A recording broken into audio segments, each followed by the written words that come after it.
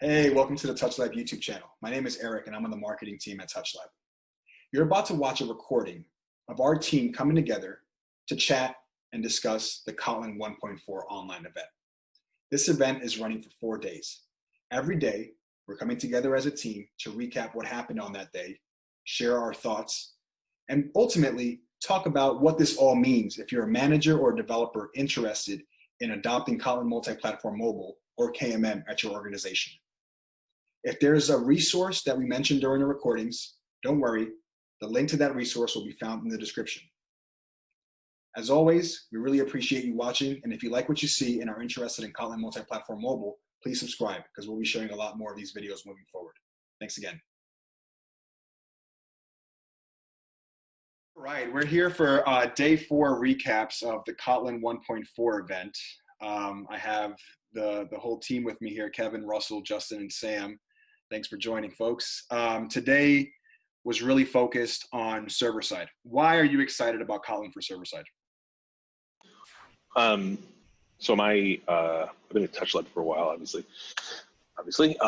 But you know, my history goes back to actually even further. Like I learned Java right after it became not Oak or whatever it was called before it was Java, and then my first jobs, you know, my other life was Java server person, right? Java on the server is the biggest server thing, and it's huge, right? So my last real job before Touchlab, it was working with a Java server person. It was great. He actually did a bunch of work on Hibernate way back in the day. And he pointed me to the blog post about Kotlin around, it was like 2011. So I've been watching this since 2011. Obviously, Android became the place where huge traction happened for Kotlin, but it's really a JVM language first.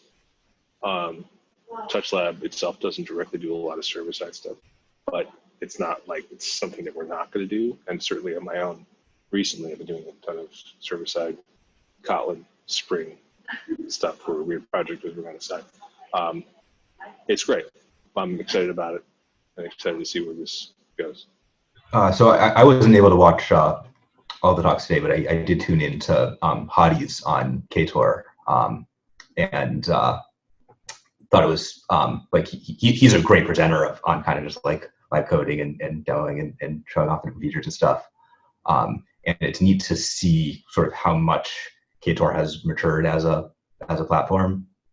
Like it sort of started off as something that they were kind of playing with internally, and people kind of started using it more and more. And it's neat to see how much they're kind of maturing it as a product in its own right, which will support whatever server-side apps people build in the future. Like Spring is a #1 technology. More and more people are going to be using it, not just for what it was originally for, but using it on the front end and sharing code with mobile. So people are going to be using that more and more with Kotlin. Serverless architectures continue to grow in more and more popularity. It's being used in more and more situations. And so having a Kotlin tool and DSL for that just going to continue more and more adoption of Kotlin on the server side. Yeah, I want to throw like the Kotlin thing is pretty interesting. It's another thing that I haven't looked into too much directly, but I think something obviously serverless makes a lot of sense. It's going to be big in any context you want to be able to scale.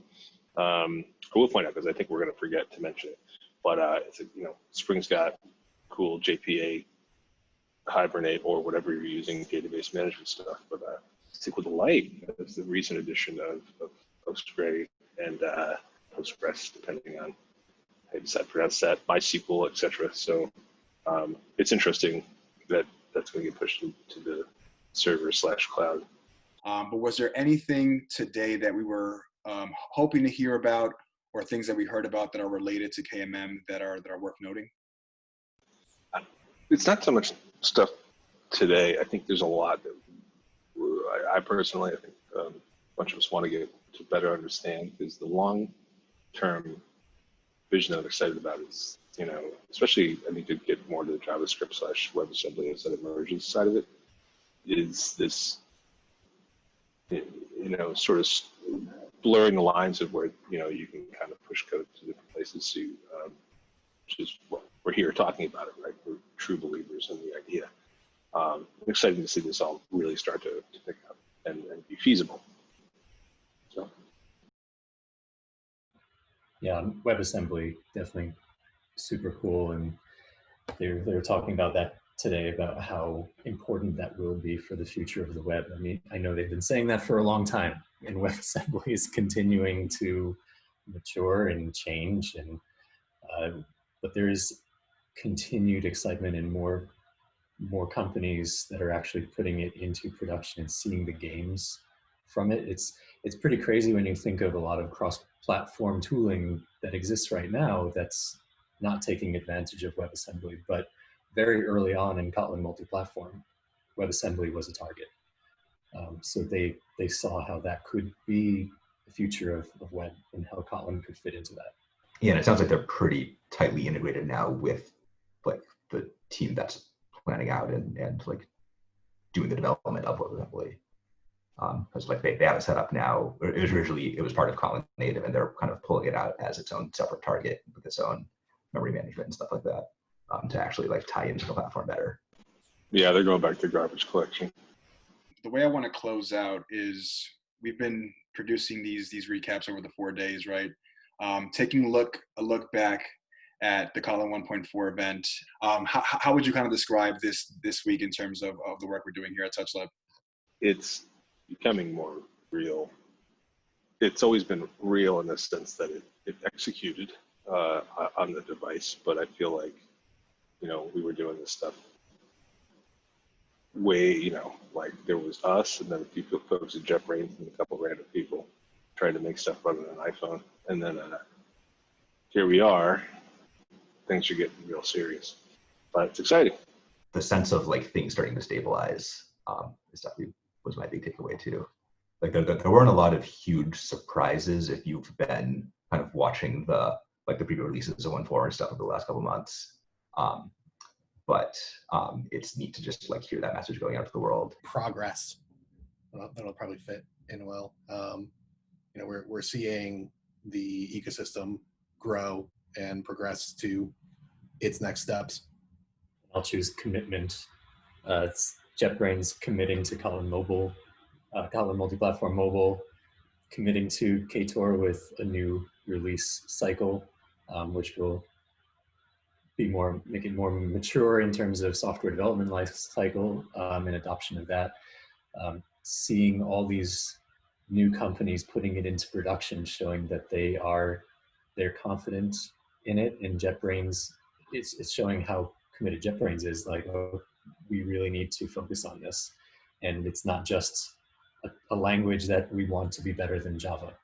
It is an entire ecosystem of things that all developers can start taking advantage of. Well said, well said.